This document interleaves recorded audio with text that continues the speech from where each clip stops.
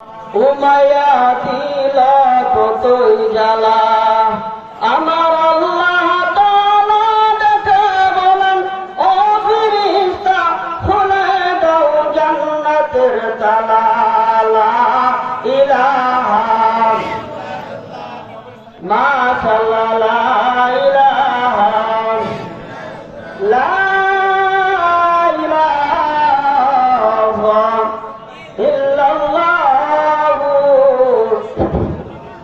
মুহাম্মাদুর রাসূলুল্লাহ সাল্লাল্লাহু আলাইহি ওয়াসাল্লাম। যে কথা বলতেছিলাম বাবা, ফাতেমার ঘরে ভালো কোনো কাপড় নাই পরনে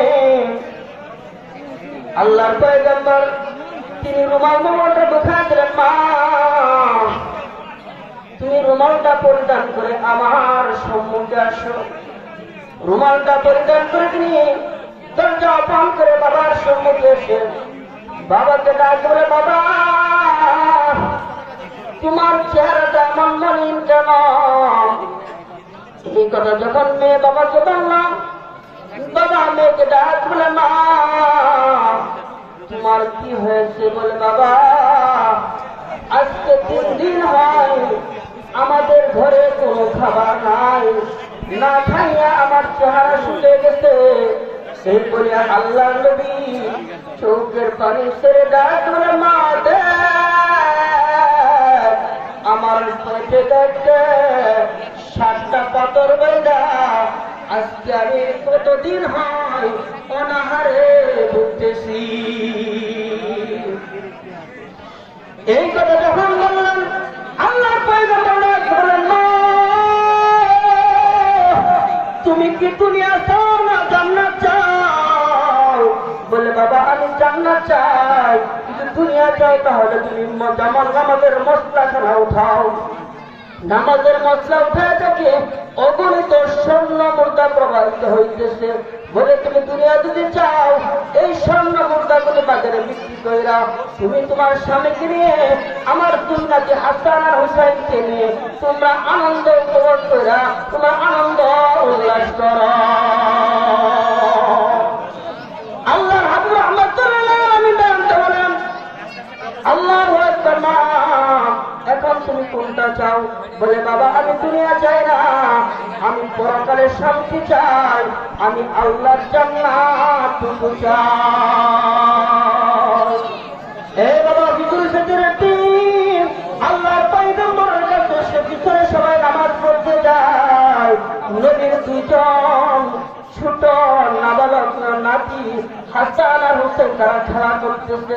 এমন সময় দেখা যায় মুসল্লিরা কাঁধে কাঁধ মিলাইয়া ঈদগাহ দিকে যাইতেছে। 2 নাতি ডাকতে বলে, তোমরা কোথায় যাও? বলে, তোমার নানার কাছে নামাজ পড়তে চাই।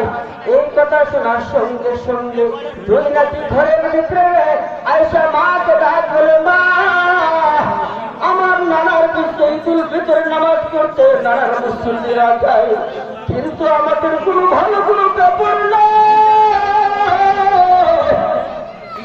আমাদেরকে ভালো কাপড় দাও, নানার কাছে নামাজ পড়তে যাব।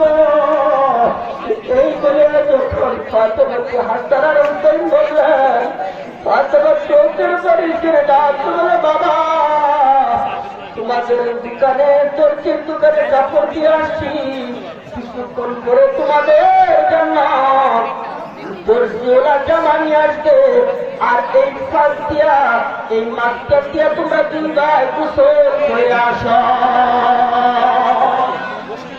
এদিকে নজর দেন, এদিকে নজর দেন, ওনারা মনে করো। আল্লাহু আকবার, আল্লাহু আকবার। এই কথা যখন বললেন আল্লাহু আকবার, ফাতেমা সন্তান 2টাকে পাঠাইয়া দিয়া উনি নামাজের মুসল্লায় পড়ে যায়। নবীদের একটা নিয়ম ছিল, যত বিপদ আসত নামাজের মুসল্লায় পড়ে যেত, সাজদায় পড়ে যেত। আল্লাহু আকবার, সাহাবাদের জন্য সমস্যা হইত, সাজদায় পড়ে যেত, নামাজের মাধ্যমে সবগুলা সমস্যার সমাধান করত। আজকে আমরাও নামাজ পড়ি আর ওনারাও নামাজ পড়তে দেখেন। আল্লাহু আকবার, ফাতেমা সাজদায় পড়ে কান্দে, ডাক বলে, মালিক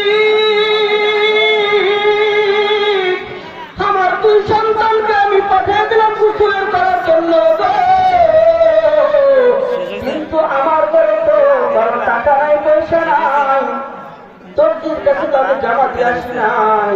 যদি এখন জামানা দিতে পারি তাহলে তারা আমাকে মিথ্যা বলে মাফ করবো, মিথ্যা কথা বলেছ। এই বলে আমি কি করবো, আল্লাহ তুমি ফয়সালা করে দাও। এমন সময় আল্লাহ আকবার ফাতেমা উঠাইয়া উপরে কাঁদবে।